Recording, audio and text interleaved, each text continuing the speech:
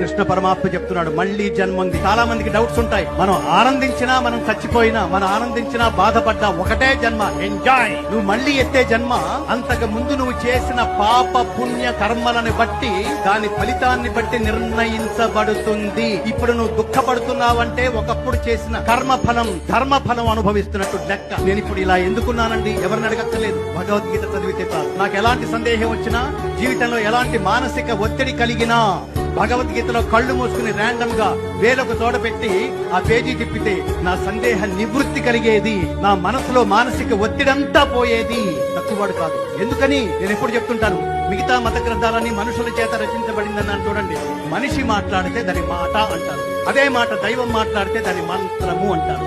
కాబట్టి భగవద్గీత భగవంతుడి ముఖపద్మం నుండి వెలువడిన దివ్యవాణి కాబట్టి భగవద్గీతలో ప్రతి శ్లోకము మంత్రతుల్యమే.